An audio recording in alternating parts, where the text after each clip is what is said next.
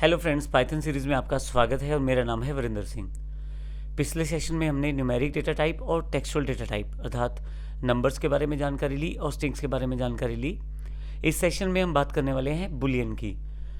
काफ़ी बार ऐसा होता है कि आपको केवल ट्रू वैल्यू या फॉल्स वैल्यू ही स्टोर करनी पड़ती है, जिस केस में हम बुलियन डेटा टाइप का प्रयोग करते हैं।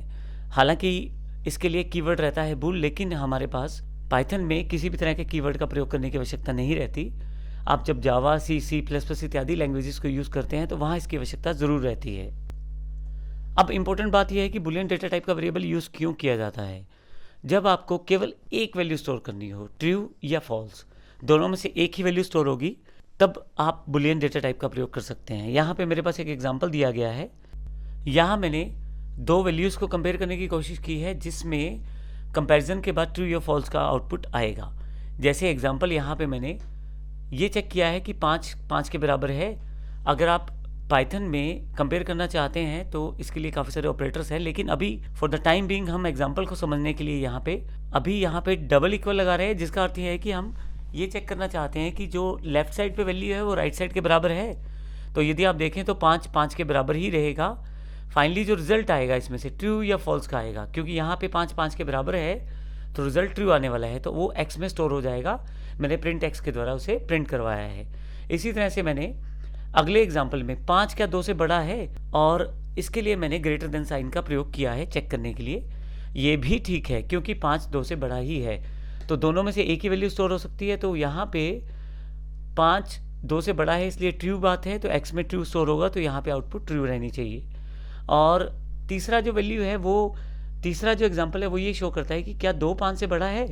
नहीं, यहाँ 2 5 से बड़ा नहीं है, और आउटपुट फॉल्स आएगा और एक्स में फॉल्स स्टोर हो जाएगा और उसको प्रिंट करवाया जाएगा। आइए देखते हैं प्रैक्टिकल रूप में इसको एग्जाम्पल के साथ। मेरे पास पहले से एग्जाम्पल तैयार है boolean.py के रूप में जो प्रोग्राम है।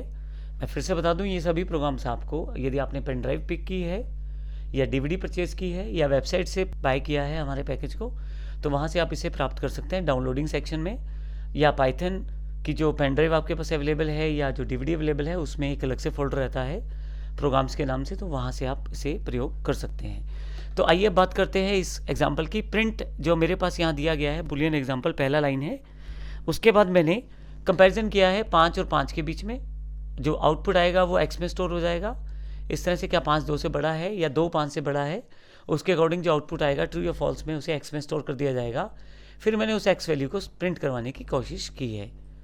आइए इसको रन करके देखते हैं प्रोग्राम को। इसके लिए मैं कमांड प्रॉम्प्ट पे आ जाता हूँ और यहाँ से मैं boolean.py को रन करता हूँ। आप देखेंगे यहाँ पे बुलियन एग्जाम्पल जो लाइन था वो स्टेटमेंट प्रिंट हुआ है, लेकिन दूसरा वैल्यू ट्रू है क्योंकि 5 5 के बराबर है, और मैंने जो आउटपुट आएगा वो एक्स में स्टोर करना था। क्योंकि 5 5 के बराबर है तो ट्रू हो गया ये स्टेटमेंट, तो इस केस में एक्स में ट्रू वैल्यू स्टोर की गई है और मैंने एक्स को प्रिंट कर दिया है। फिर से 5 2 से बड़ा है तो फिर से वैल्यू ट्रू है, लेकिन यहाँ पे नीचे वाले एग्जाम्पल में 2 5 से बड़ा नहीं है, तो ऐसे केस में आउटपुट जो आएगा फॉल्स आएगा और एक्स में इस फॉल्स को स्टोर कर दिया गया है, तो प्रिंट जो है वो एक्स हो गया है। तो इस तरह से आप रन करके देख सकते हैं, और ये हमारा एग्जाम्पल है बुलियन डेटा टाइप को लेते हुए। तो इस तरह से बुलियन का प्रयोग कर सकते हैं जब भी हमें ट्रू या फॉल्स में से कोई एक वैल्यू स्टोर करनी है। आने वाले समय में अलग अलग एग्जाम्पल बनाएंगे और देखेंगे बुलियन डेटा टाइप को और किस तरह से प्रयोग किया जा सकता है। धन्यवाद।